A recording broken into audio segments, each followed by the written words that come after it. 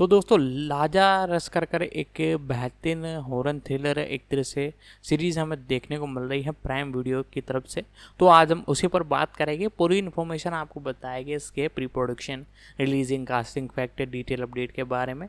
तो आप वीडियो को लाइक कर दें, चैनल को सब्सक्राइब कर दें, बेल आइकन दबा के इसे ऑल पर सेट कर दें। आगे मैं इसकी और इन्फॉर्मेशन आपको बताता हूँ। लाजारस अमेजन प्राइम वीडियो के लिए एक आगामी horror thriller television mini series है जिसे हार्लन कोबेन और डैनी ब्रॉकलेहर्स्ट ने बनाया है और इसमें बिल नाइघी, एलेक्जेंड्रा रोच और सैम क्लेफलिन मुख्य भूमिका में है। इसका प्रीमियर 22 अक्टूबर 2025 को होने वाला है। सार: एक फोरेंसिक मनोवैज्ञानिक, क्लेफलिन अपने पिता नाइघी की मृत्यु के बाद अपने परिवार के घर लौटने के बाद ठंडे मामलों की हत्याओं की जांच करता है। 2.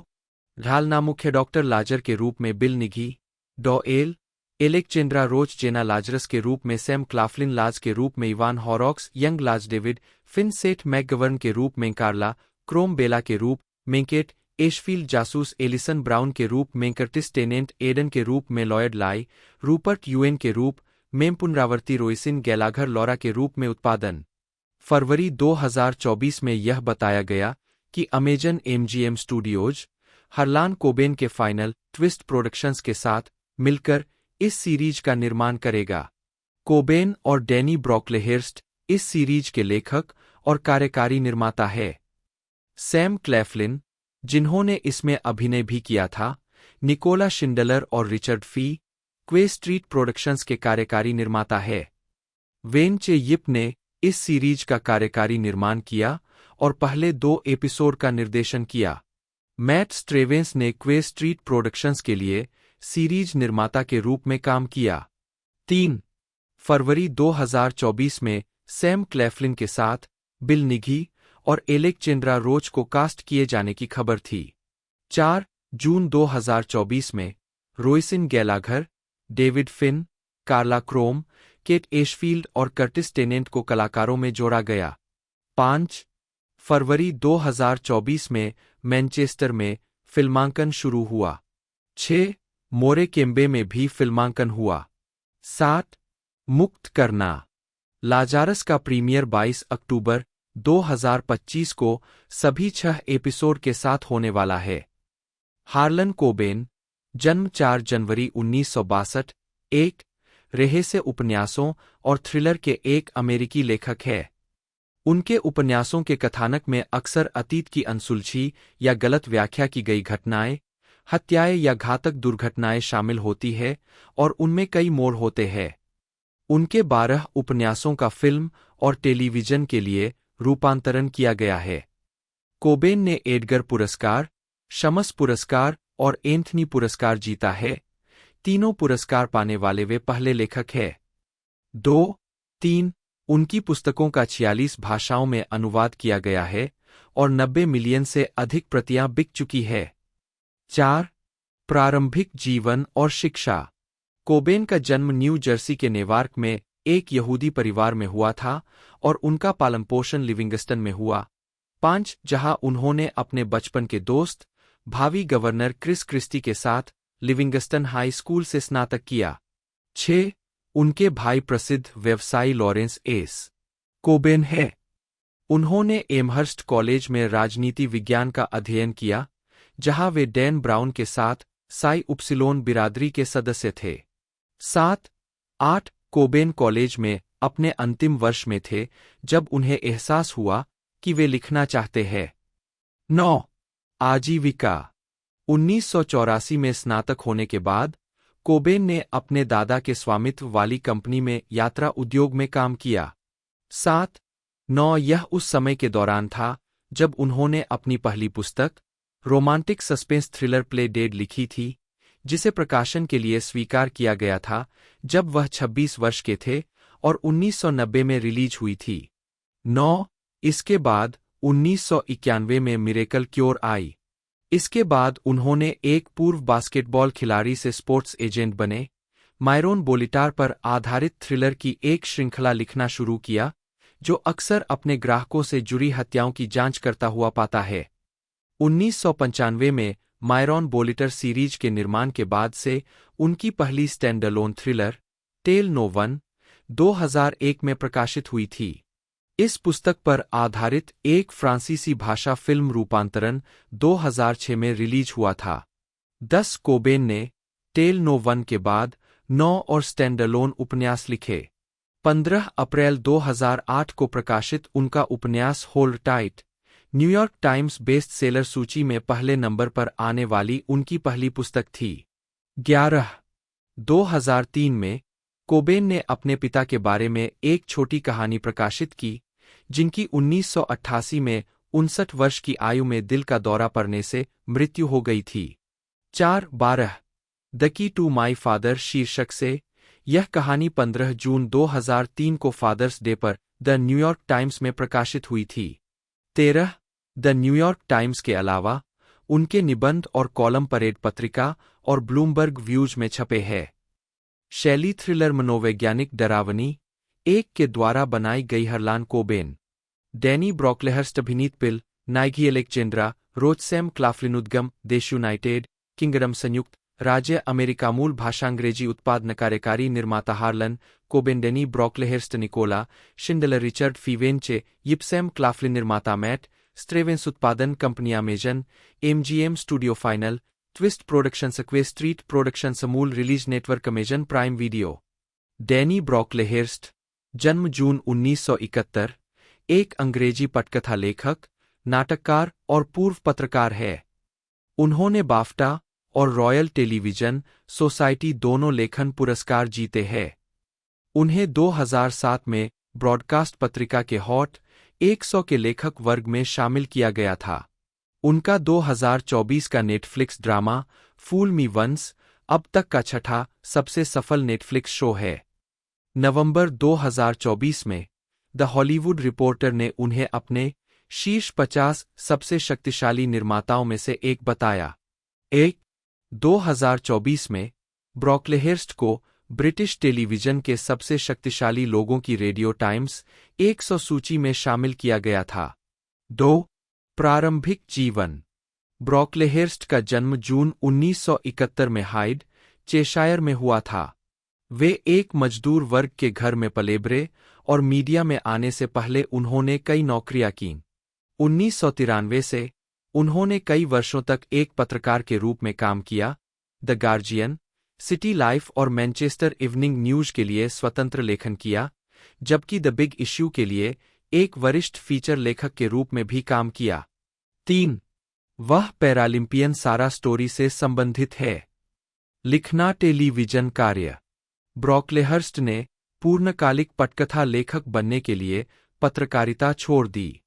4 उन्होंने टोनी मर्चेंट, जिमी मैकगवर्न और एलन ब्लीसरेल को अपने लेखन की प्रेरणा बताया। 2010 में क्रिएटिव टाइम्स के एक फीचर में उन्होंने लिखा था कि Our Friends in the North उनका अब तक का पसंदीदा नाटक था। उन्होंने बाफ्टा पुरस्कार विजेता श्रृंखला क्लॉकिंग ऑफ के कई एपिसोड लिखे, 5 साथ ही 2 भाग वाली बीबीसी फिल्म द स्ट्रेफोर्ड वाइव्स भी। 6 शेमलेस के साथ उन्होंने श्रृंखला 1 के लिए बाफ्टा जीता। पॉल एबॉट के साथ श्रृंखला 2 का सहलेखन किया और श्रृंखला 3 पर मुख्य लेखक बने। उन्होंने चौथी श्रृंखला से पहले छोड़ दिया। 7 उनकी श्रृंखला सॉर्टेड, ह्यूगो स्पीयर अभिनीत एक बीबीसी डाक नाटक 2006 में प्रसारित हुई। 8 2007 में ब्रॉकलेहर्स्ट ने निर्माता हार्बर पिक्चर्स के लिए फादर्स 4 जस्टिस अभियान के बारे में एक फिल्म लिखी। 9 उनकी कंपनी पिक्चर्स ने 4 भाग वाले आईटीवी नाटक टॉक टू मी का निर्माण किया, जिसमें Max Beesley, Laura Fraser, Adrian Bower, Kate Ashfield और एमा पियर्सन ने अभिनय किया। 10 उन्होंने जिमी मैकगवर्न की द स्ट्रीट 11 और बीबीसी 1 के लिए क्राइम ड्रामा एक्यूज्ड दोनों के एपिसोड लिखे हैं। 12 2011 में उन्होंने जॉन सिम और जिम ब्रॉडबेंट अभिनीत 3 भाग वाला बीबीसी ड्रामा एक्साइल लिखा था। 13 इसे औसतन 5.5 मिलियन दर्शक मिले और दर्शकों की सराहना का स्कोर 90% रहा। उद्धरण वांछित। 2011 में यह घोषणा की गई थी कि ब्रॉकलेहर्स्ट एचबीओ का एक नया ड्रामा डर्टी लिखेंगे, जिसका निर्देशन एंड्रिया अर्नोल्ड करेंगी। 14.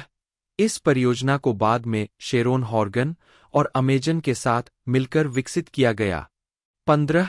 अगस्त 2013 में BBC वन ने ब्रॉक लेहर्स्ट द्वारा लिखित एक नए ड्रामा ऑर्डिनरी लाइज की घोषणा की। 16. डेविड मॉरिस से अभिनीत द ड्राइवर की घोषणा जनवरी 2014 में की गई थी। यह एक 3 भाग का ड्रामा है जो एक टैक्सी ड्राइवर के बारे में है जो एक अपराधी के लिए ड्राइविंग का काम करता है। 17. BBC वन पर प्रसारित, इसमें इयान हार्ट, क्लाउडी ब्लेकली और कोलम मीनी ने सहअभिनय किया। इसे जिम पोएसर ने सहनिर्मित किया था और रेड प्रोडक्शंस और हाईफील्ड पिक्चर्स द्वारा निर्मित किया गया था। जनवरी 2015 में अमेरिकी नेटवर्क शोटाइम ने घोषणा की कि वे इस ड्रामा का रीमेक बना रहे हैं। 18. फरवरी 2014 में HBO ने ए टीचर नामक एक परियोजना की घोषणा की जिसे ब्रॉक लेहर्स्ट और हन्ना फिडेल द्वारा सहलिखित और मार्क डुप्लास द्वारा कार्यकारी निर्मित किया जाएगा। यह शो एक शिक्षक छात्र संबंधों के बारे में एक नाटक इसी नाम की फिल्म पर आधारित HBO द्वारा नहीं बनाया गया था लेकिन FX द्वारा उठाया गया था। 19. 2017 में नेटफ्लिक्स ने माइकल सी हॉल अभिनीत सेफ बनाया जिसे ब्रॉक लेहर्स्ट और हार्लन कोबेन ने लिखा था। 20. 21.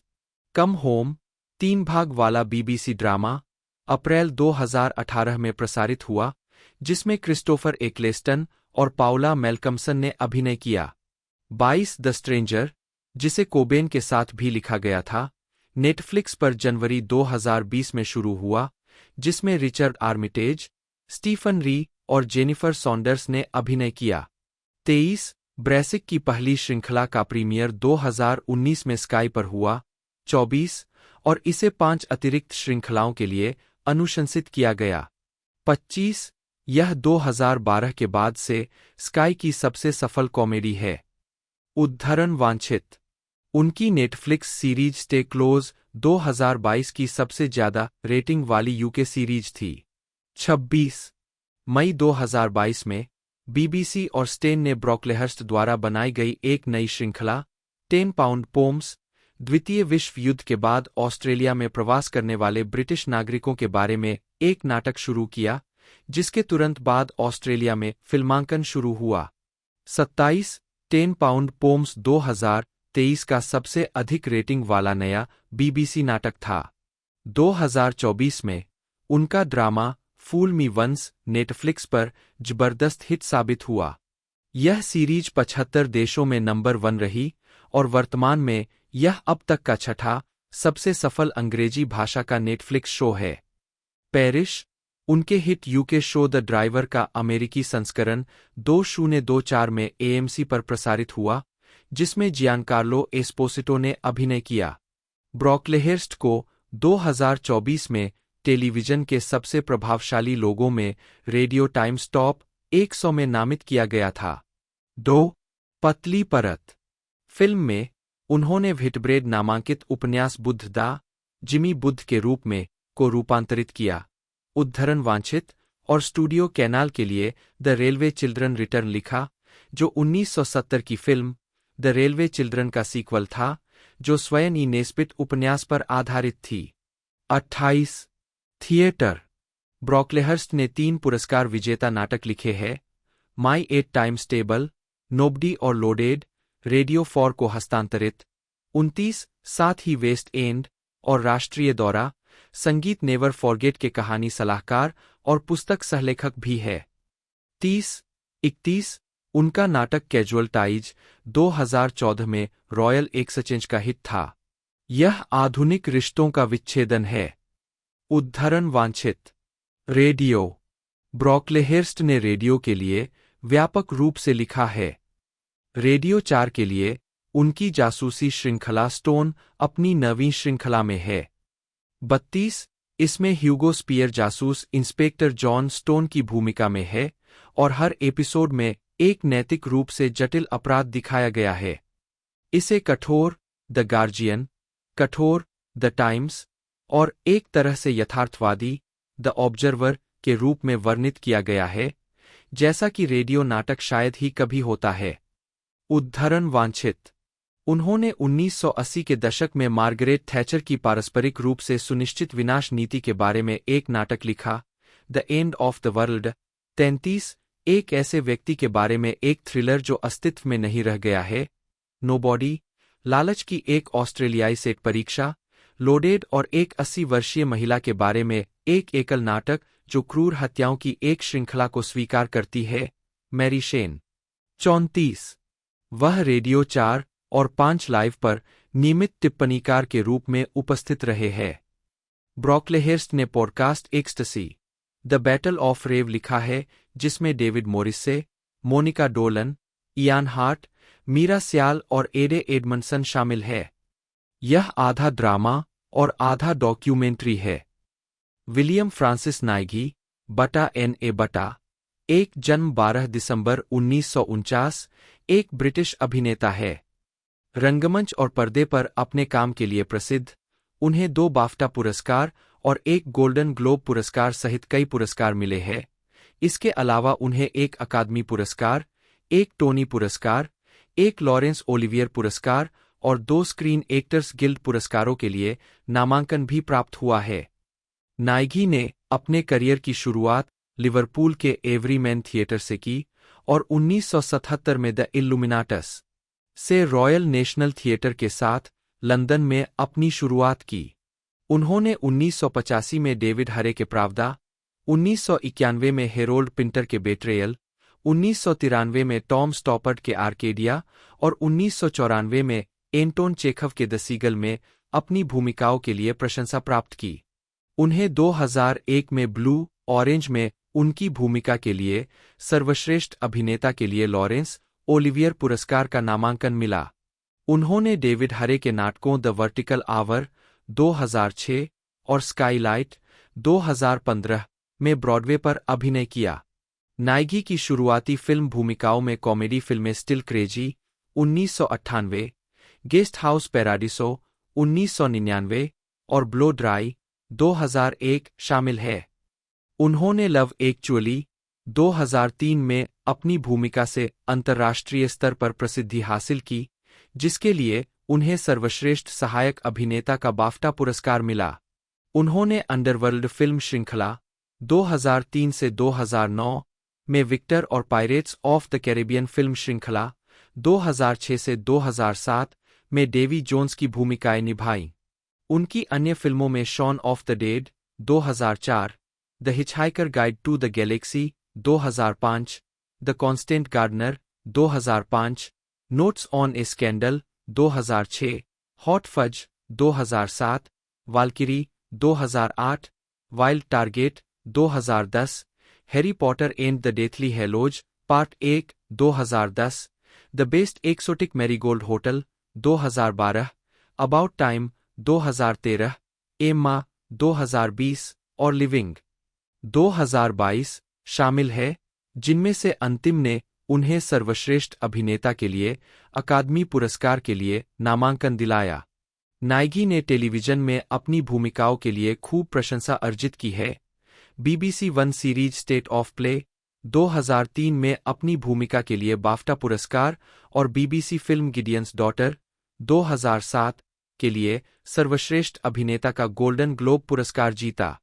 उन्हें the girl in the cafe 2006, BBC की वॉरिकर ट्रिलॉजी जिसमें पेज 8 2012, टर्क्स एंड कैकोज 2014 और साल्टिंग द बैटलफील्ड 2014 शामिल है और BBC की ऑर्डील बाय इनोसेंस 2018 में अपनी भूमिकाओं के लिए भी जाना जाता है। प्रारंभिक जीवन और शिक्षा। विलियम फ्रांसिस नाइगी का जन्म 12 दिसंबर 1949 को कैटरेहेम, सरे में अल्फ्रेड मार्टिन नाइगी 1913 से 1976 और कैथरीन जोसेफिन व्हिटेकर 1915 से 2003 के बेटे के रूप में हुआ था। 2. उनके पिता ने पारिवारिक चिमनी सफाई व्यवसाय में काम करने के बाद एक कार गैरेज का प्रबंधन किया। 3. उनकी मां स्कॉटलैंड के ग्लासगो में जन्मी आयरिश मूल की एक मनोरोग नर्स थीं। 4. नाइगी का पालन पोषण एक रोमन कैथोलिक के रूप में हुआ और उन्होंने एक वेदी बालक के रूप में सेवा की। 5 हालांकि किशोरावस्था में ही उन्होंने एक कैथोलिक होने का अभ्यास छोड़ दिया। उनके 2 बड़े भाई बहन हैं, मार्टिन और अन्ना। उन्होंने जॉन फिशर स्कूल, जो पुर्ले में एक रोमन कैथोलिक व्याकरण विद्यालय था, में शिक्षा प्राप्त की, जहां उनके हाथों के कारण उन्हें नक्स उपनाम दिया गया था। 6 जॉन फिशर में ही उन्हें एक अभिनेता के रूप में अपना पहला अनुभव प्राप्त हुआ। उनकी उचित स्मरण शक्ति के कारण उन्हें नाटकों में लंबी पंक्तियां मिलीं।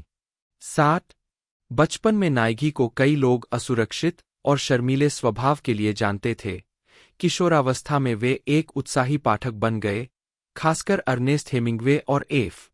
स्कॉट फिट्जगेराल्ड की रचनाओं का आनंद लेते हुए। उन्होंने 15 साल की उम्र में बिना किसी योग्यता के स्कूल छोड़ दिया और बाद में एक दोस्त के साथ पेरिस गए।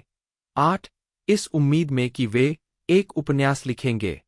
9 नाइगी ने स्थानीय रोजगार कार्यालय में और द क्रॉयडन एडवर्टाइजर और द फील्ड के लिए एक संदेशवाहक के रूप में काम किया। 10 इसके बाद उन्होंने राडा में जगह के लिए आवेदन किया।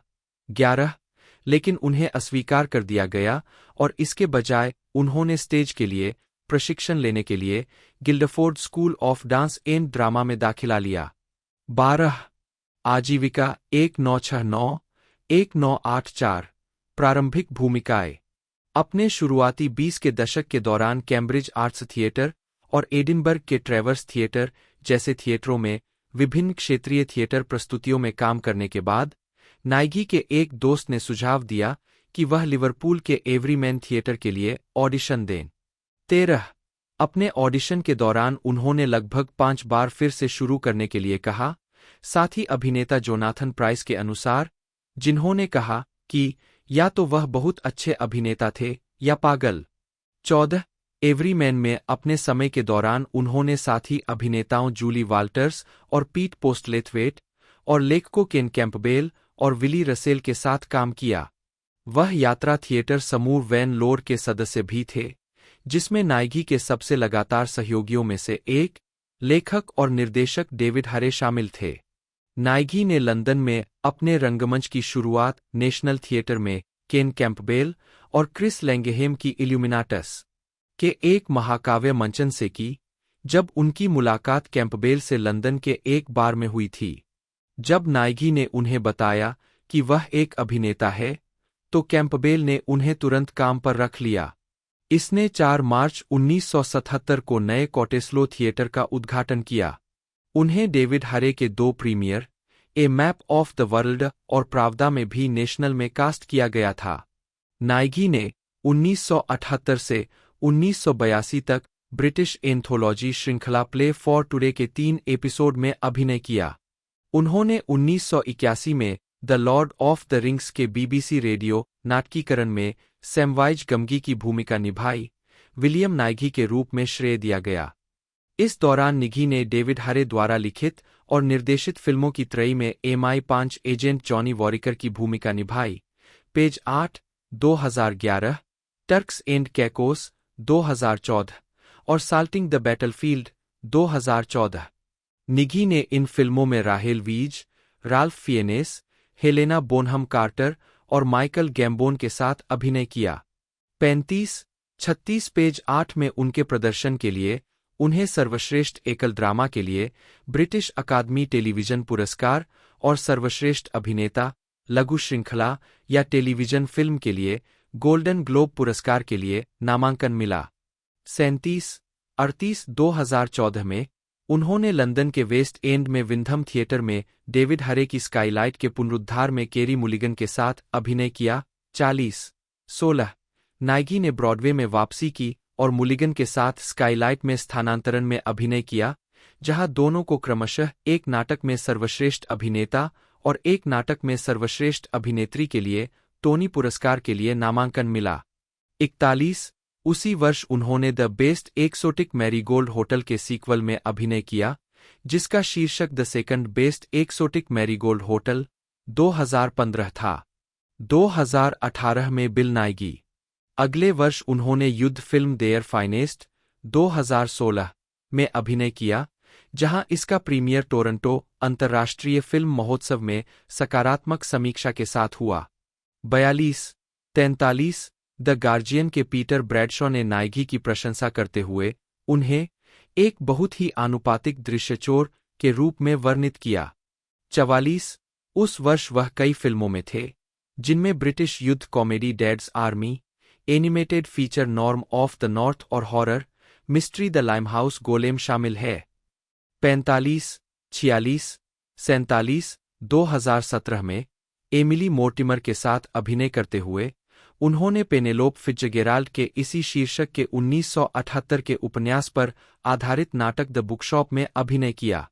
48 मूल फिल्म के अधिकांश कलाकार इसमें दिखाई दिए, जिनमें Hugh Grant, Liam Neeson, Colin Firth और कीरा नाइटली शामिल है। 49 यह फिल्म रेड नोज डे 2017 के धन उगाहने वाले कार्यक्रम के हिस्से के रूप में BBC वन पर प्रसारित हुई। 50 2018 में उन्होंने 3 एपिसोड की BBC one series ordeal by innocence में अभिनय किया, जो अगाथा क्रिस्टी के 1958 के इसी नाम के जासूसी उपन्यास का रूपांतरण है। 51 2020 वर्तमान जीवंत और आलोचनात्मक प्रशंसा। 2020 में वह ऑटम डी वाइल्ड की एम्मा, 2020 में मिस्टर वुडहाउस, एम्मा के पिता के रूप में दिखाई दिए, जिसमें अन्या टेलर जॉय भी थीं। 52 फिल्म को लगभग सार्वभौमिक प्रशंसा मिली। वैराइटी फिल्म समीक्षक एंड्रयू बार्कर ने एम्मा के पिता के रूप में निगी की कास्टिंग की प्रशंसा करते हुए लिखा कि यह निर्णय कास्टिंग का निर्विरोध चयन था। 53 अक्टूबर 2020 में यह घोषणा की गई कि निगी लिविंग में प्रमुख भूमिका निभाएंगे, जो अकीरा कुरोसावा के 1952 के जापानी नाटक इकिरू का अंग्रेजी भाषा का रूपांतरण है, जिसका निर्देशन काजुओ इशिगुरो की पटकथा से ओलिवर हर्मनस द्वारा किया जाएगा। 54 शूटिंग 2021 के वसंत में लंदन और वर्थिंग सहित पूरे यूके में शुरू हुई। 55 अपने प्रदर्शन के लिए उन्हें अकादमी पुरस्कार, बाफ्टा पुरस्कार, गोल्डन ग्लोब पुरस्कार और सर्वश्रेष्ठ अभिनेता के लिए स्क्रीन एक्टर्स गिल्ड पुरस्कार के लिए नामांकन प्राप्त हुआ। 56, 57, 58, 59 2022 की TV series the man who fail to earth में निगी ने थॉमस न्यूटन की भूमिका निभाई है, जो पृथ्वी पर आने वाले पहले एलियन है, जो 40 साल से भी पहले आए थे। 1976 के फिल्म रूपांतरण में यह भूमिका मूल रूप से डेविड बॉवी ने निभाई थी। 60 निगी चैनल 5 के travel show The World's Most Scenic Railway Journeys के कथावाचक भी है। 61 यह एक ऐसा कार्यक्रम है जिसने 2021 की शरद ऋतु में ऑस्ट्रेलिया और वेल्श सीमाओं पर ट्रेन यात्राओं वाले एपिसोड के साथ अपनी 5वीं सीरीज शुरू की। 62 63 2022 में निगी BBC 6 म्यूजिक पर डीजे बन गए, जब उन्होंने नियमित रविवार दोपहर के कार्यक्रम गाय गार्वे के फाइनेस्ट ओवर में गाय गार्वे की जगह ली। 2023 की शुरुआत में निगी ने फिर से एल्बो फ्रंटमैन के लिए काम किया। 64 65 66 67 बाद में उन्होंने मार्च से अप्रैल 2023 तक और फिर दिसंबर 2023 में इग्गी पॉप के शो इग्गी कॉन्फिडेंशियल में काम किया। 68 69 70 71 व्यक्तिगत जीवन 1982 की शुरुआत में डेविड हेयर की film A Map of the world में साथ काम करने के बाद निगी अंग्रेजी अभिनेत्री डायना क्विक के साथ रिश्ते में थे। उनकी एक बेटी, अभिनेत्री और फिल्म निर्माता मैरी निगी का जन्म 1984 में हुआ और 2 पोते पोतियां हैं। 2008 में दोनों अलग हो गए। कुछ समय के लिए वह और वेल्श अभिनेत्री बेथ मॉरिस साथी रहे। 72 नाइगी को डुप्यूट्रेन का संकुचन है। 73 यह स्थिति इसकी गंभीरता के आधार पर उंगलियों के संकुचन का कारण बन सकती है, सबसे अधिक अंगूठी और छोटी उंगलियों में। 74 नाइगी क्रिस्टल पैलेस FC के समर्थक है। वह crystal palace children charity CPCC 75 और एन क्राफ्ट ट्रस्ट के संरक्षक है। 76 वह लंदन के बच्चों के चैरिटी सीन एंड हर्ट के मानद संरक्षक भी है। 77 Nighy, Imelda Staunton, Jules Holland और कैथी बर्ग के साथ Milton Rooms, Malton, North Yorkshire में एक नए कला केंद्र के संरक्षक है। 78 नाइगी रॉबिन हुड टैक्स अभियान के समर्थक है और इसके समर्थन में एक वीडियो में अभिनय किया है। 79 80 81 नाइगी पूर्ण लैंगिक समानता का समर्थन करते हैं। उन्होंने 2016 के DIFF फिल्म समारोह के दौरान दिए एक साक्षात्कार में कहा कि फिल्म उद्योग में लैंगिक असमानता की समस्याओं को उजागर करने से उनकी फिल्म भूमिकाओं की पसंद प्रभावित हुई थी। 82 उन्होंने प्राइड में अपनी भूमिका के बारे में भी बात की है, जो 1980 के दशक में यूके में नेशनल यूनियन ऑफ माइनर्स और समलैंगिक अधिकार समूहों के बीच आपसी सहयोग की प्रशंसा करने वाली फिल्म है, जो उनकी सबसे पसंदीदा फिल्मों में से एक है। 83 2004 में निगी सू लॉली द्वारा प्रस्तुत डेजर्ट आइलैंड डिस्क्स में अतिथि कलाकार के रूप में शामिल हुए। उनकी चुनी हुई डिस्क में से एक द हू का वॉन्ट गेट फूल्ड अगेन था, ताकि वे अकेले रहते हुए एयर गिटार बजाने के अपने शौक को पूरा कर सकें।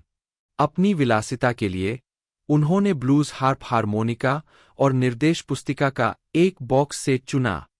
1985 से 1999 राष्ट्रीय रंगमंच और प्रशंसा।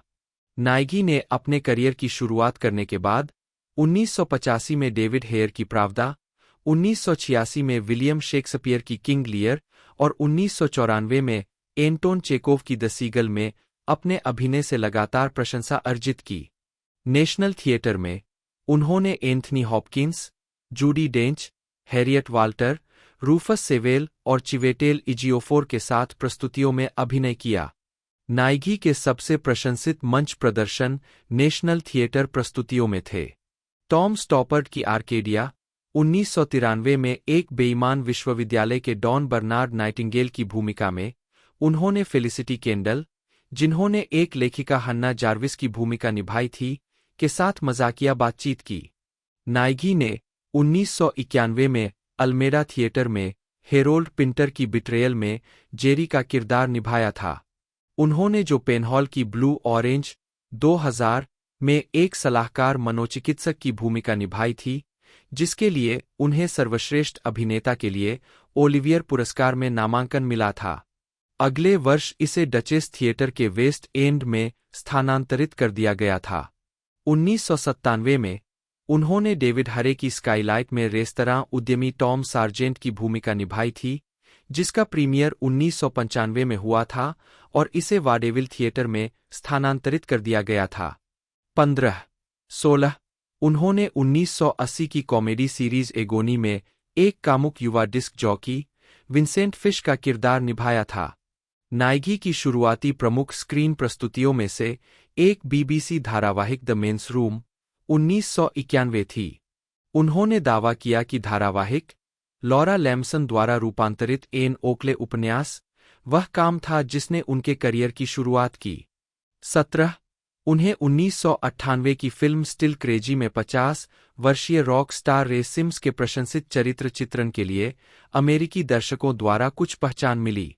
1999 में उन्होंने पुरस्कार विजेता BBC TV mockumentary comedy series people like us के एक एपिसोड द फोटोग्राफर में मुख्य भूमिका के साथ यूके में और अधिक प्रसिद्धि प्राप्त की, जिसमें उन्होंने विल रशमोर की भूमिका निभाई, जो एक मध्यम आयु वर्ग का व्यक्ति है जिसने अपने करियर और परिवार को इस भ्रामक विश्वास में छोड़ दिया है कि वह एक वाणिज्यिक फोटोग्राफर के रूप में सफलता प्राप्त कर सकता है। 2000 से 2009 करियर विस्तारक नारा में 2014 के टोरंटो अंतर्राष्ट्रीय फिल्म महोत्सव में बिल नाइगी। 2003 में निगी ने अमेरिकी प्रोडक्शन अंडरवर्ल्ड में वैम्पायर एल्डर विक्टर की भूमिका निभाई। उन्होंने 2006 में सीक्वल अंडरवर्ल्ड इवोल्यूशन में और फिर 2009 में prequel underworld rise of the lichens में उस भूमिका में वापसी की। उसी वर्ष उन्होंने ब्रिटिश कलाकारों की टुकड़ी की romantic comedy film love actually में एक बेअदब रॉक एंड रोल किंवदंती बिली मैक का किरदार निभाया, जिसके लिए उन्हें सर्वश्रेष्ठ सहायक अभिनेता के लिए बाफ्टा पुरस्कार से सम्मानित किया गया। अप्रैल 2004 में बाफ्टा टेलीविजन अवार्ड्स में उन्होंने स्टेट ऑफ प्ले के लिए सर्वश्रेष्ठ अभिनेता का पुरस्कार जीता। वह comedy Shaun of the Dead में भी दिखाई दिए। 2005 में वह The hitchhiker guide to the Galaxy के फिल्म रूपांतरण में स्लार्टिबार्टफास्ट के रूप में दिखाई दिए। 2005 में उन्होंने फर्नांडो मीरेल्स निर्देशित नाटक द कांस्टेंट गार्डनर में राल्फ फिएनेस और रेचल वीज के साथ अभिनय किया। 21 उन्होंने केली मैकडोनाल्ड के साथ BBC one comedy drama the girl in the cafe में भी अभिनय किया, जिसके लिए उन्हें सर्वश्रेष्ठ अभिनेता, मिनी सीरीज या टेलीविजन फिल्म के लिए गोल्डन ग्लोब पुरस्कार के लिए नामांकन मिला। 22 फरवरी 2006 में वे पटकथा लेखक स्टीफन पोलियाकॉफ के वंफ ड्रामा गिडियन डॉटर में दिखाई दिए। निगी ने मुख्य किरदार गिदोन की भूमिका निभाई, जो एक सफल इवेंट आयोजक था जो अपने आसपास की दुनिया से संपर्क खोना शुरू कर देता है। इस प्रदर्शन ने उन्हें जनवरी 2007 में मिनी सीरीज या टीवी फिल्म में सर्वश्रेष्ठ अभिनेता का गोल्डन ग्लोब पुरस्कार दिलाया। 23 वैरायटी के डेविड रूनी ने इस प्रोडक्शन की मिश्रित समीक्षा की और लिखा कि उत्तेजक अंतर्दृष्टि से भरपूर, यह कभी भी नीरस नहीं लगता, लेकिन अंततः उतना ही अव्यवस्थित और अनसुलझा लगता है जितना कि इसके केंद्रीय वाद-विवाद के पीछे का संघर्ष। हालांकि सैम मेंडेस के प्रोडक्शन के पास बिल नाइगी के आकर्षक विलक्षण प्रदर्शन के कारण बिना किसी हिचकिचाहट के सिफारिश का एक कारण जरूर है। 24 2006 में निगी ने pirates of the Caribbean dead mains chest में मुख्य खलनायक डेवी जोन्स की भूमिका निभाई, जिसमें उनका चेहरा पूरी तरह से कंप्यूटर जनरेटेड मेकअप से छिपा हुआ था। उन्होंने स्कॉटिश लहजे में किरदार को आवाज दी। उन्होंने 2007 की sequel Pirates of the Caribbean 8 World's End में भूमिका दोहराई, जिसमें एक दृश्य में उनका असली चेहरा संक्षेप में दिखाया गया था। उन्होंने एनिमल प्लैनेट श्रृंखला मीरकैट मैनर के लिए कथन भी प्रदान किया। 2006 में उन्होंने रिचर्ड आयरे द्वारा निर्देशित नाटक नोट्स ऑन ए स्कैंडल में जूडी डेंच और केट ब्लैंचेट के साथ रिचर्ड हार्ट की भूमिका निभाई। भूमिका के लिए उन्हें लंदन फिल्म क्रिटिक्स सर्कल पुरस्कार के लिए नामांकित किया गया था। उन्होंने 1985 में आई हिटलर की एसएस पोर्ट्रेट इन एविल में एक एसएस अधिकारी की भूमिका निभाई थी। उन्होंने 2010 में वाइल्ड टारगेट फिल्म में अभिनय किया। 26 जुलाई 2009 में उन्होंने घोषणा की कि वह Harry Potter and the deathly hallows भाग 1 में रूफ स्क्रिमजोर की भूमिका निभाएंगे। 27 निगी इससे पहले निर्देशक डेविड येट्स के साथ 2 बार और पिछली फिल्मों में हैरी पॉटर के अधिकांश कलाकारों के साथ काम कर चुके थे। उन्होंने रूफ स्क्रिमजोर की अपनी भूमिका के बारे में कहा है कि इसका मतलब था कि अब वह हैरी पॉटर में न होने वाले अकेले अंग्रेजी अभिनेता नहीं थे। 27 2010 से 2019 स्थापित अभिनेता गिलियन एंडरसन और नाइगी 2016 में। 2010 में उन्होंने डॉक्टर हू में विंसेंट एंड द डॉक्टर शीर्षक वाले एपिसोड में एक छोटा सा कैमियो किया। 2011 की एनिमेटेड फिल्म आर्थर क्रिसमस में नाइगी ने ग्रैंडसांता की आवाज दी। 28 2012 में उन्होंने British romantic comedy the best exotic marigold hotel में Judy डेंच, Dev Patel, Tom Wilkinson और मैगी स्मिथ के साथ अभिनय किया। 29 नाइगी को कलाकारों की टुकड़ी के साथ मोशन पिक्चर में एक कलाकार द्वारा उत्कृष्ट प्रदर्शन के लिए स्क्रीन एक्टर्स गिल्ड अवार्ड के लिए नामांकन मिला। 30 उसी वर्ष उन्होंने सैम वर्थिंगटन और राल्फ फिएनेस अभिनीत एक्शन फिल्मों रैथ ऑफ द टाइटन्स और कॉलिन फेरेल अभिनीत टोटल रिकॉल के रीमेक में अभिनय किया। 32 2014 में उन्होंने ऐतिहासिक कॉमेडी ड्रामा फिल्म प्राइड और साइंस फिक्शन फंतासी फिल्म आई फ्रैंकेस्टीन में अभिनय किया। नाइगी अपने बेस्पोक नेवी सूट के लिए जाने जाते हैं। 85 उन्हें मार्च 2013 में द गार्जियन द्वारा 50 से अधिक उम्र के 50 सर्वश्रेष्ठ पोशाक वाले लोगों में से एक के रूप में सूचीबद्ध किया गया था। 86 और 2015 में जीक्यू के 50 सर्वश्रेष्ठ पोशाक वाले ब्रिटिश पुरुषों में से एक। 87 नाइगी डिटेक्टिव पिकाचू के निर्माण के दौरान पोकेमॉन फ्रेंचाइजी के प्रशंसक बन गए, जिसमें उन्होंने हॉवर्ड क्लिफोर्ड की भूमिका निभाई थी। उन्होंने कहा है कि म्यू उनका पसंदीदा पोकेमॉन है। 88 कई वर्षों तक नाइगी मादक द्रव्यों के सेवन के मुद्दों, विशेष रूप से शराब की लत से जूझते रहे, एक ऐसा विषय जिस पर वह शायद ही कभी चर्चा करते हैं, और 17 मई 1992 से वह एक शांत शराबी रहे हैं। 89 उन्होंने 2003 में धूम्रपान छोड़ दिया। 90 अपने 20वें दशक के दौरान निगी लव पोनीज नामक एक बैंड में थे और बाद में उन्होंने कुछ गाने रिकॉर्ड किए। 91 92 नाइगी लंदन के पिमलिको में रहते हैं। सैमुअल जॉर्ज क्लाफलिन बटा केले फिलिन बटा, जन्म 27 जून 1986, एक ब्रिटिश अभिनेता है। 2009 में London academy of music and dramatic art से स्नातक होने के बाद उन्होंने टेलीविजन से अपने अभिनय करियर की शुरुआत की और pirates of the Caribbean on stranger tides 2011 में फिलिप स्विफ्ट के रूप में अपनी पहली फिल्म भूमिका निभाई।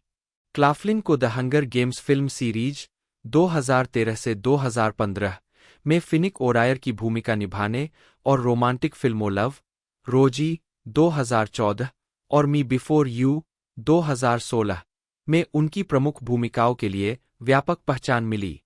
इसके बाद उन्होंने एड्रिफ्ट 2018 और द नाइटिंगेल 2018 फिल्मों में अभिनय किया और टेलीविजन सीरीज पीकी ब्लाइंडर्स 2019 से 2022 में Oswald Mosley, mystery film Enola Holmes 2020 में माइक्रॉफ्ट होम्स और musical drama series Daisy Jones and the Six 2023 में गायक बिली डन की भूमिका निभाई। इनमें से आखिरी फिल्म के लिए उन्हें गोल्डन ग्लोब पुरस्कार के लिए नामांकित किया गया था। प्रारंभिक जीवन। क्लाफलिन का जन्म इप्सविच, सफोक में हुआ था। उनके पिता मार्क एक वित्त अधिकारी और दूसरी सु क्लाफलिन, जन्म क्लार्क, एक शिक्षण सहायक थीं। उनके 2 बड़े भाई, बेंजामिन और डैनियल, और एक छोटा भाई, जोसेफ, जन्म 1989 है, जो एक अभिनेता भी है। 2 उनका पालन पोषण नॉर्विच, नॉरफॉक में हुआ। 3 बचपन में उन्हें फुटबॉल में रुचि थी। उन्होंने बचपन भर फुटबॉल खेला जब तक कि उनका टखना नहीं टूट गया, एक ऐसी चोट जिसके बारे में उन्हें लगा कि यह उन्हें पेशेवर रूप से खेलने से रोक देगी। अपने माता-पिता और एक शिक्षक, जिन पर उन्होंने कॉस्टेसी हाई स्कूल में अपने हाई स्कूल नाटक के दौरान प्रभाव डाला था, के कुछ अनुनय के बाद उन्होंने अभिनय में कदम रखा। 4 Norwich city school of excellence के सदस्य। 5 2003 में उन्होंने नॉर्विच सिटी कॉलेज में परफॉर्मिंग आर्ट्स की पढ़ाई शुरू की। 4 इसके बाद क्लैफलिन ने 2009 में London academy of music and dramatic art से स्नातक किया। 6 आजीविका शुरुआत और सफलता 2010 से 2015। क्लैफलिन ने अपने अभिनय की शुरुआत 2010 में की, जब वे 2 टेलीविजन मिनी सीरीज में दिखाई दिए, the pillars of the earth में रिचर्ड के रूप में और एनी ह्यूमन हार्ट में युवा लोगन माउंट स्टुअर्ट के रूप में।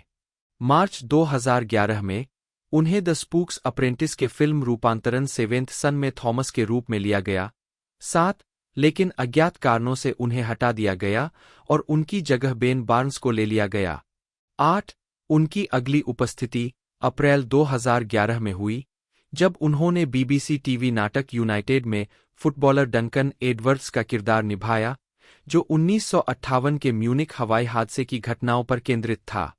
अप्रैल 2010 में उन्हें 2011 की pirates of the Caribbean on stranger tides में फिलिप स्विफ्ट की भूमिका के लिए चुना गया, जो एक मिशनरी है और मत्स्यांगना सिरेना, एस्ट्रिड बर्गेसफ्रिस्पे द्वारा अभिनीत के प्यार में पड़ जाता है, जो pirates of the Caribbean film श्रृंखला की चौथी किस्त थी।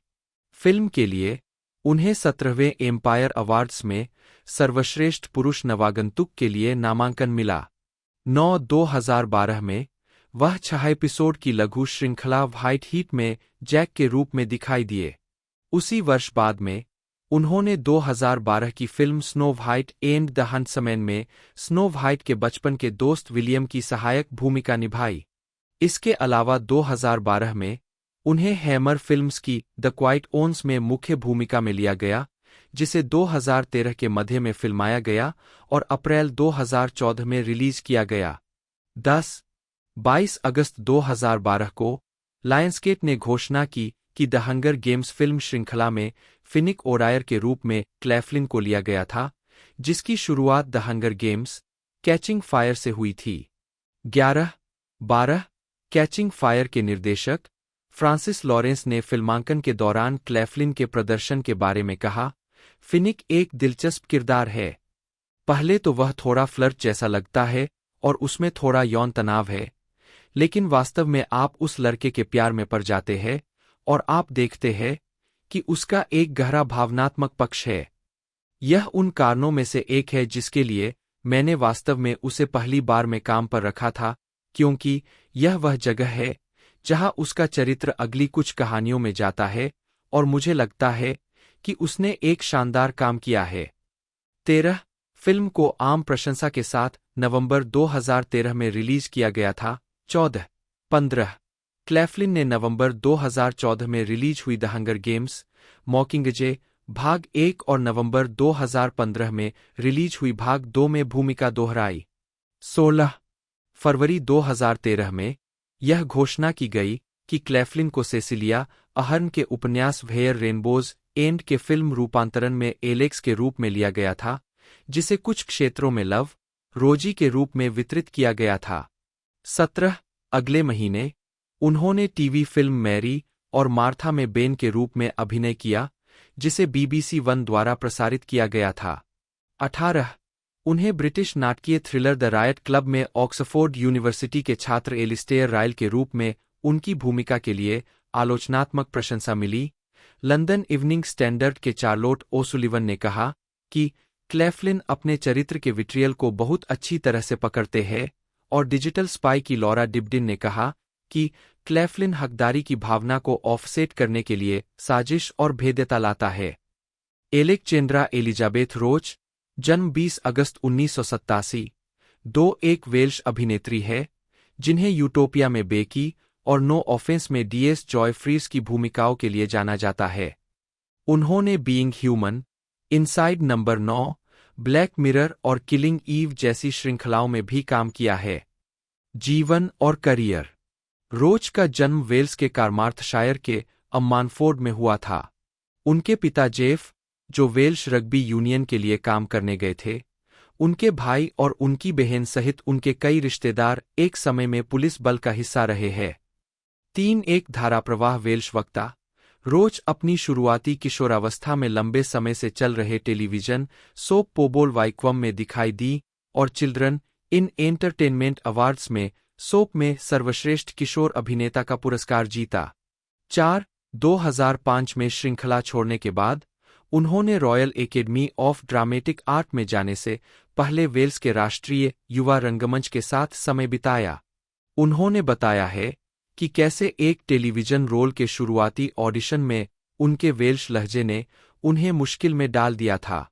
एक बूढ़ा आदमी डायरेक्टर था और बहुत अच्छा बोलता था।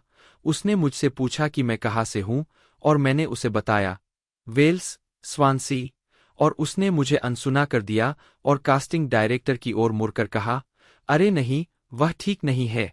तो मैंने कहा, मैं इस आवाज में नहीं करूंगी, मैं इसे अंग्रेजी लहजे में करूंगी, और उसने कहा, नहीं, सच में, इसका कोई मतलब नहीं है। उसने मेरी तरफ देखा ही नहीं, वह मेरी बात सुन ही नहीं रहा था। 5 मई 2010 में रोच अल्मेडा थिएटर में रेक्स ओबानो द्वारा द डोर नेवर क्लोजेस में दिखाई दिए। 6 इसके बाद कई हाई प्रोफाइल भूमिकाएं निभाईं, जिनमें बीइंग ह्यूमन में साशा, कैंडी कैब्स में बेथ पार्ट्रिज और द सस्पिशंस ऑफ मिस्टर व्हीचर, जिसमें उन्होंने कुख्यात बाल हत्यारे कॉन्स्टेंस केंट की भूमिका निभाई, शामिल है। रोच ने द आयरन लेडी में एक युवा मार्गरेट थैचर की भूमिका निभाई। 7 वह 2012 की शरद ऋतु में स्काई कॉमेडी के हंडरबी में हेलेन के रूप में दिखाई दी। 8 और माइकल मोरपुर्गो के 2003 के उपन्यास प्राइवेट पीसफुल के फिल्म रूपांतरण में मॉली के रूप में ली गईं। 9. उन्हें 2011 में screen international stars of tomorrow सूची में शामिल किया गया था। 10. 2013 में उन्होंने ब्रिटिश टीवी श्रृंखला यूटोपिया में अभिनय किया। 3 जून 2013 को रोज आईटीवी कॉमेडी विशियस के 5वें एपिसोड में ऐश की शाकाहारी प्रेमिका क्लो के रूप में दिखाई दीं। जून 2015 में एक एपिसोड के लिए उन्होंने इस भूमिका में वापसी की। 8 अगस्त 2014 को वह BBC one TV comedy drama film Walter के पहले एपिसोड में दिखाई दीं, जिसमें उन्होंने एक वेल्श भाषी जासूस की भूमिका निभाई थी। 11. 2015 में उन्होंने टीवी सीरीज नो ऑफेंस में DS जॉय फ्रीज के रूप में अभिनय किया। 2016 में उनकी सगाई क्लब प्रमोटर जैक स्केल से हुई। 3. जिनसे उन्होंने बाद में शादी कर ली। 12. रोज 2017 बाफ्टा सिमरू पुरस्कार समारोह में प्रस्तुतकर्ता थे।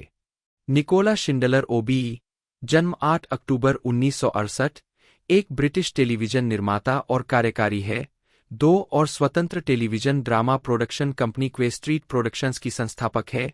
3 जिन्होंने 1998 से 2020 तक रेड प्रोडक्शन कंपनी 4 की स्थापना और संचालन किया है। उन्होंने 11 बाफ्टा टीवी पुरस्कार जीते हैं। 5, 6, 7 प्रारंभिक जीवन और शिक्षा। शिंडलर का जन्म इंग्लैंड के रोचरेल में स्कूल शिक्षक गे शिंडलर, नी केंटन और सॉलिसिटर जेफरी शिंडलर की बेटी के रूप में हुआ था। 1, 8, 9 वह ग्रेटर मैनचेस्टर के व्हाइटफील्ड क्षेत्र में पली बड़ी। 10. शिंडलर ने 1979 से 1987 तक बरी ग्रामर स्कूल में पढ़ाई की। 11. उन्होंने कैम्ब्रिज के गोनविले और केएस कॉलेज से इतिहास में स्नातक की डिग्री हासिल की। 9. 12 आजीविका। शिंडलर ने सबसे पहले रॉयल कोर्ट थिएटर के सेल्स विभाग में सेल्स मैनेजर के रूप में काम करना शुरू किया, जिसे उन्होंने नए लेखन का केंद्र होने के कारण चुना था। बाद में उन्होंने वहां एक स्क्रिप्ट रीडर के रूप में काम करना शुरू किया, लेकिन कुछ वर्षों बाद उन्हें एहसास हुआ कि उन्हें थिएटर की तुलना में लेखन प्रक्रिया और टेलीविजन के लेखकों के साथ काम करने में ज्यादा रुचि है। 6, 13, 14 इसके बाद शिंडलर को BBC में प्रशिक्षु स्क्रिप्ट संपादक की नौकरी मिल गई। 14, 15 शुरुआती दिनों में उस नौकरी की जिम्मेदारियों में से एक BBC के बेसमेंट में 10 सालों से ज्यादा समय से जमा हो रही स्क्रिप्ट्स को पढ़ना था। शिंडलर कहती है कि यह काफी शिक्षाप्रद था और इस विशाल बैकलॉग को निपटाने से उन्हें एक मेहनती व्यक्ति के रूप में प्रतिष्ठा मिली। 6. शिंडलर ने ग्रेनारा टेलीविजन में काम किया, जिसके लिए वह पहली बार ड्रामा सीरीज क्रैकर 1993 में एक स्क्रिप्ट एडिटर के रूप में प्रमुखता में आईं। 2. इसके बाद उन्होंने BBC के Our Friends in the North 1996 में सहायक निर्माता और हिल्सबोरो में निर्माता के रूप में काम किया, जो 1989 के फुटबॉल स्टेडियम आपदा का नाटकीय विवरण था। 2 तीनों में अभिनेता क्रिस्टोफर एक्लेस्टन ने अभिनय किया, जिन्होंने बाद में शिंडलर की रेड प्रोडक्शन कंपनी के लिए कई नाटकों में अभिनय किया। 1998 में शिंडलर ने मैनचेस्टर में रेड प्रोडक्शन कंपनी बनाई, जिसका नाम शिंडलर की पसंदीदा फुटबॉल टीम मैनचेस्टर यूनाइटेड के उपनाम पर रखा गया। 12 शिंडलर द्वारा निर्मित इसकी पहली परियोजना लेखक रसेल टी डेविस की समलैंगिक ड्रामा धारावाहिक क्वियर एज फॉक थी। क्वियर एज फॉक ने रेड को उल्लेखनीय ड्रामा के निर्माता के रूप में ख्याति दिलाई और इसके बाद उन्होंने चैनल 4 के लिए लव इन द 21वीं सेंचुरी 1999 और क्वियर एज फॉक 2000 जैसी श्रृंखलाएं बनाईं। 16 रेड ने तब से BBC 1, BBC 2 और ITV के लिए clocking off 20003, flesh and blood 2002, Bob and Rose 2001 और द सेकंड कमिंग 2003 सहित नाटकों का निर्माण किया है। 17 ITV सीरीज स्कॉट एंड बेली के अलावा शिंडलर ने पुरस्कार विजेता हैप्पी वैली का निर्माण किया, जो काल्डर वैली और उसके आसपास की पृष्ठभूमि पर आधारित है और जिसमें सारा लंकाशायर ने अभिनय किया है। 12. सैली वेनराइट ने बीबीसी टीवी पर लास्ट टैंगो इन हैलिफैक्स लाने का श्रेय शिंडलर को दिया है। 18 दिसंबर 2013 में यह घोषणा की गई कि शिंडलर ने रेड प्रोडक्शन कंपनी में बहुलांश हिस्सेदारी फ्रांसीसी मीडिया कंपनी स्टूडियो कैनल को बेच दी है। 19-20 रेड में शिंडलर द्वारा निर्मित अन्य प्रस्तुतियों में 2016 की द 5 और 2017 की ट्रस्ट मी, 21 2018 की कम होम और हरलान कोबेन की सेफ, 2019 की रसेल टी डेविस की ईयर्स एंड ईयर्स और ट्रेसेस शामिल है, जिसकी दूसरी श्रृंखला 2021 में आने वाली है, और हरलान कोबेन की द स्ट्रेंजर 2020।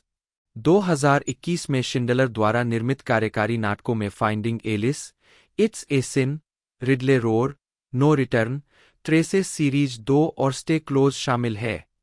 2021 में शिंडलर ने नई स्क्रिप्टेड प्रोडक्शन कंपनी क्वे स्ट्रीट प्रोडक्शंस लॉन्च की। 22 आईटीवी स्टूडियो के भीतर स्थित, यह लेबल सेंट्रल मैनचेस्टर में स्थित है और यूके और अंतर्राष्ट्रीय बाजार के लिए प्रीमियम ड्रामा बनाने पर केंद्रित है। 23 व्यक्तिगत जीवन शिंडलर मैनचेस्टर, इंग्लैंड में रहते हैं और काम करते हैं।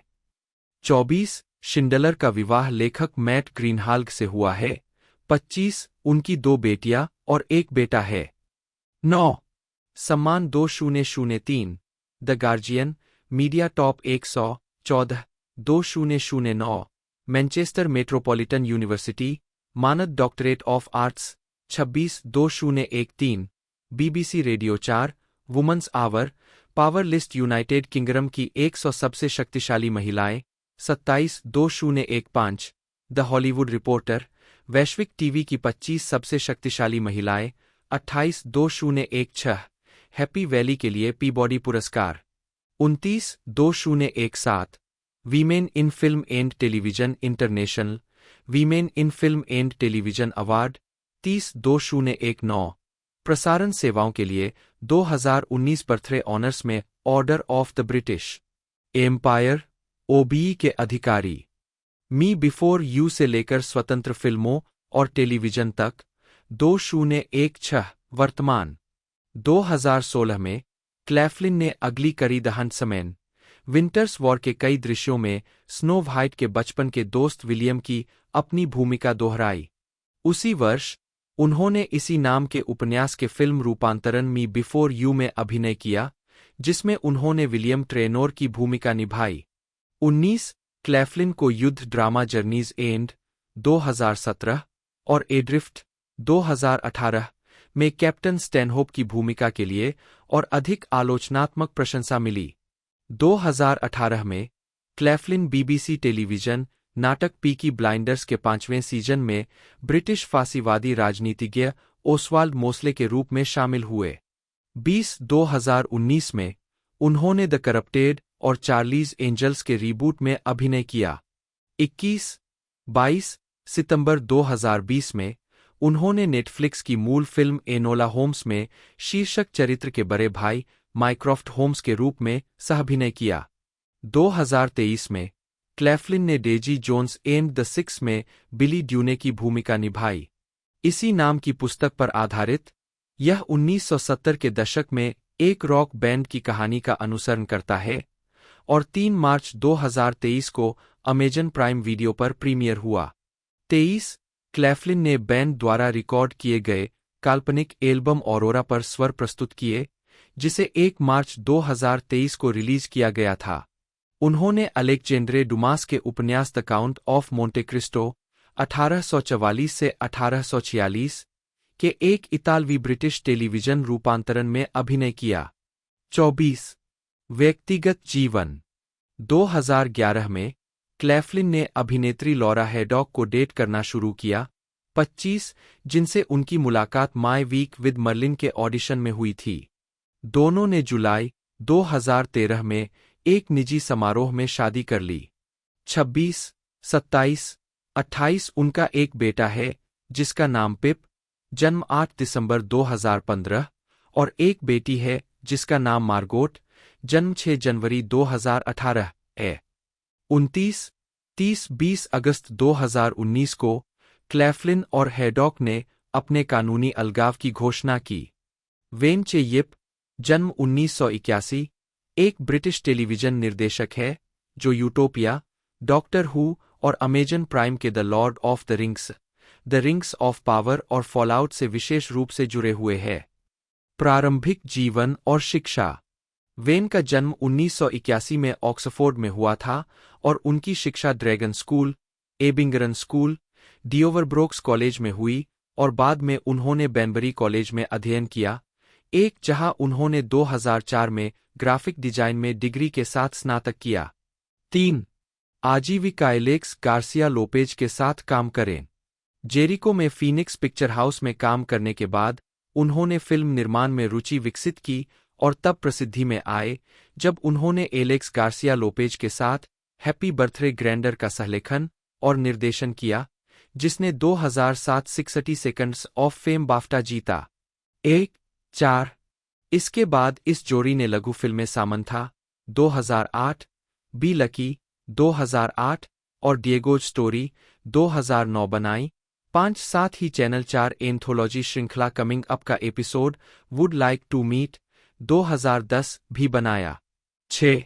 इसके बाद उन्होंने बिली पाइपर अभिनीत Secret Diary of a Call Girl 2011 की चौथी श्रृंखला के पहले भाग, मिसफिट्स की तीसरी श्रृंखला के 3 एपिसोड और डेनिस केली की यूटोपिया 2013 की पहली श्रृंखला के दूसरे भाग का निर्देशन किया। 7. बाद में काम। 2013 में वह शो के अंतिम एपिसोड का निर्देशन करने के लिए मिसफिट्स में वापस आए, इस बार गार्सिया लोपेज के बिना। 2015 में उन्होंने टाटाओ के 4 एपिसोड निर्देशित किए। इसके बाद उन्होंने क्लास सीरीज के 2 एपिसोड, डिटेन्ड और द मेटाफिजिकल इंजन और व्हाट क्विल डिड का निर्देशन किया। इसके बाद डॉक्टर हू सीरीज के 10 episode, the lie of the land और एम्प्रेस ऑफ मार्स, और 2019 के नए साल के दिन का विशेष एपिसोड रेजोल्यूशन आया। 8.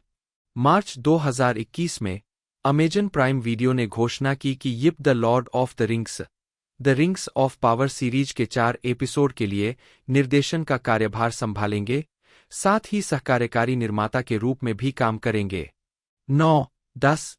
उन्होंने संयुक्त राज्य अमेरिका में कई प्रमुख श्रृंखलाओं का निर्देशन भी किया है, जिनमें Salem, Preacher, into the badlands, happy, Dirk Gently's holistic detective agency, doom patrol और हंटर्स शामिल है, जिसमें अल पचिनो ने अभिनय किया है। रोइसिन एलिस गैलाघर, जन्म मार्च 1987, एक आयरिश अभिनेत्री और नाटककार है। उन्होंने अपने करियर की शुरुआत थिएटर से की थी। टेलीविजन पर वह ब्रिटबॉक्स सीरीज द ड्राई 2022 और sky Atlantic series the lovers 2023 में अपनी भूमिकाओं के लिए जानी जाती है।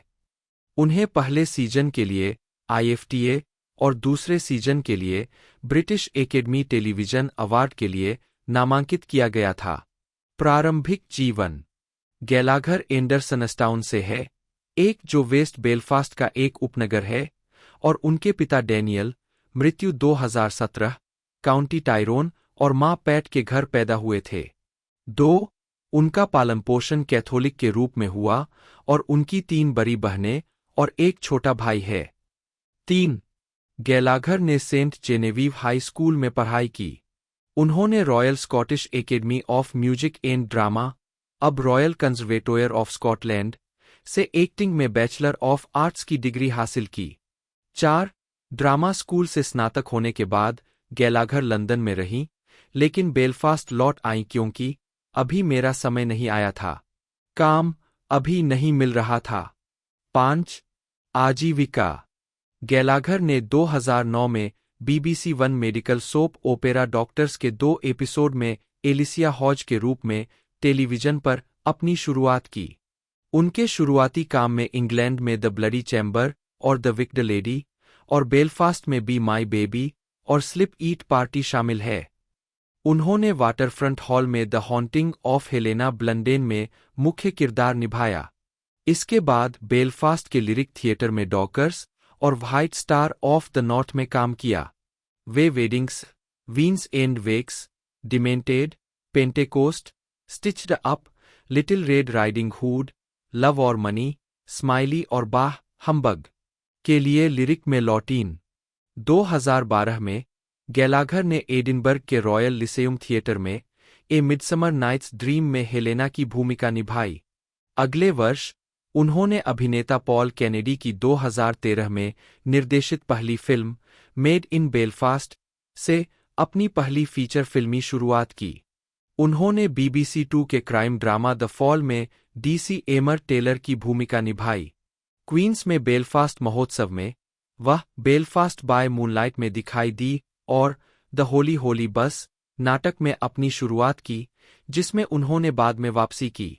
उनके अन्य रंगमंचीय कार्यों में लिस्बर्न में प्लेहाउस क्रिएचर्स शामिल है। गैलाघर ने 2017 में अपने पिता को खोने के दुख को व्यक्त करने के लिए अपना पहला नाटक नेचुरल डिजास्टर लिखा। मैक में एबिगेल की पार्टी में अभिनय करने के बाद 6 गैलाघर ने वहां अपने नाटक का प्रीमियर किया। 7 वह ए मिडसमर नाइट्स ड्रीम में भी लौटीन, इस बार न्यूटाउनार्ड्स में क्वींस हॉल में हर्मिया की भूमिका निभाई। इज दैट टू हॉट के साथ दौरे पर गई और ग्रैंड ओपेरा हाउस में the real housewives of non iron में दिखाई दीं।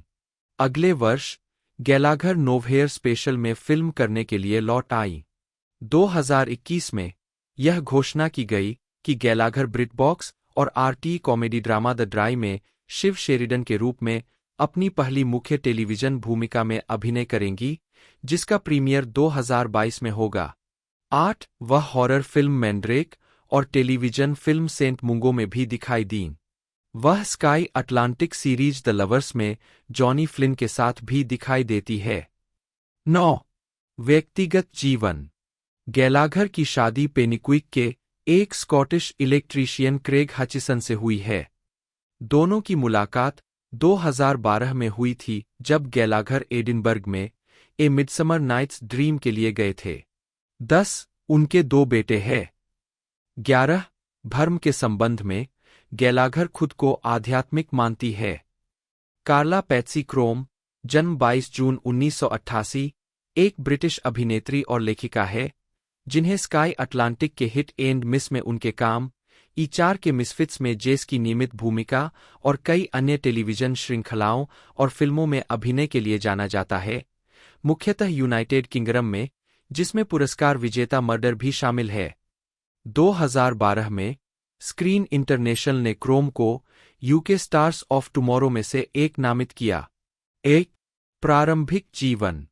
उन्होंने क्लैफम, लंदन में Italia Conti academy of theatre arts से bachelor of arts honours acting course में स्नातक किया।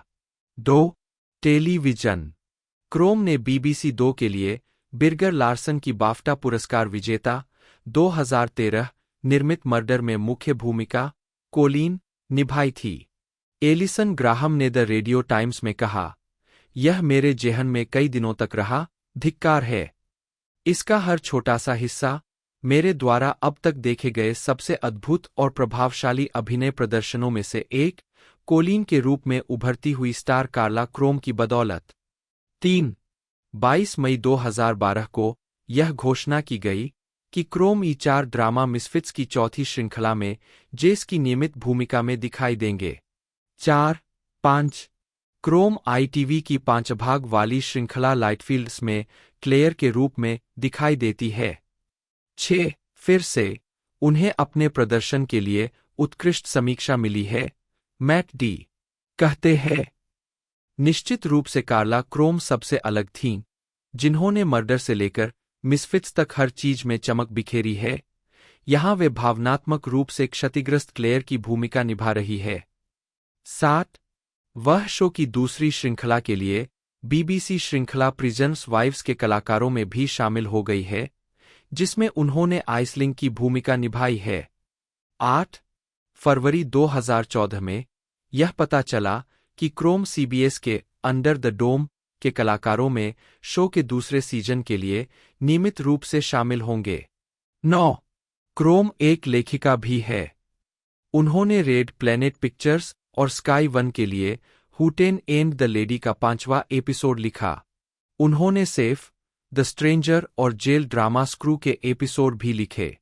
थिएटर, वह मैनचेस्टर रॉयल एक्सचेंज के प्रोडक्शन पाउडर मंकी 10 के साथ साथ द रॉयल कोर्ट और नेशनल थिएटर में भी मंच पर दिखाई दी है। 2016 में क्रोम ने रॉयल कोर्ट थिएटर में लिंडा में एलिस और नेशनल थिएटर में अमाडेस में कॉन्स्टेंज की भूमिका निभाई। 2018 में क्रोम ने अल्मेडा थिएटर में डांस नेशन में अमीना की भूमिका निभाई। उनका नाटक If Chloe Can National Youth Theatre द्वारा प्रस्तुत किया गया था। 11 क्रोम द्वारा लिखित एक अन्य नाटक मश एंड मी का प्रीमियर 2014 एडिनबर्ग फेस्टिवल फ्रिंज में हुआ था। 12-13 बाद में इसे होल्डन स्ट्रीट थिएटर्स एडिलेड में स्थानांतरित कर दिया गया। डेविड फिन एक ब्रिटिश आयरिश एक अभिनेता, निर्माता और पटकथा लेखक है, जिन्हें एनबीसी टीवी सिटकॉम अनडेटेबल 2014 से 2016 में ब्रेट की भूमिका निभाने के लिए जाना जाता है। 2 उन्होंने अक्टूबर 2016 में न्यू लंदन थिएटर में एंड्रयू लॉयड वेबर के संगीत School of Rock, Jack Black के साथ 2003 की फिल्म पर आधारित के वेस्ट एंड कास्ट में डेवी फिन की भूमिका निभानी शुरू की, जिसके लिए उन्हें 2017 में एक संगीत में सर्वश्रेष्ठ अभिनेता के लिए ओलिवियर पुरस्कार नामांकन मिला। 3-4 थिएटर, उनके नाट्य कार्यों में नेशनल थिएटर में she stoops to conquer evening standard नामांकन, नेशनल थिएटर में Romeo and Juliet, Donmar warehouse में the 25th annual Putnam county spelling bee, royal Shakespeare company में मोजो, वेस्ट एंड में आफ्टर द पार्टी और theatre में starving शामिल है। उन्होंने वेबर डगलस अकादमी ऑफ ड्रामेटिक आर्ट से प्रशिक्षण लिया। टेलीविजन, उनकी अन्य टेलीविजन प्रस्तुतियों में game of thrones, Sherlock, doctor who, the इनबिटवीनर्स, the job lot, banana, big bad world, Mayday, black mirror, life too short, Pete versus life, peep show और spooks शामिल है। 5-6 जनवरी 2021 में वह ITV mini series the Pembrokeshire murders में मुख्य पात्रों में से एक, पत्रकार जोनाथन हिल के रूप में दिखाई दिए। 2022 में उन्होंने आईटीवी के the thief, his wife and the canoe में एक पत्रकार की भूमिका निभाई। तो ये रिलीज़ होने वाली है 22 अक्टूबर 2025 को प्राइम वीडियो की तरफ से, आप इसे देख पाओगे। बाकी मैंने पूरी इन्फॉर्मेशन आपको बताई दी है। वीडियो आपको अच्छी लगी हो तो लाइक करना ना भूलिएगा, चैनल को सब्सक्राइब करना ना भूलिएगा। मिलता है दोस्तों अगले वीडियो में।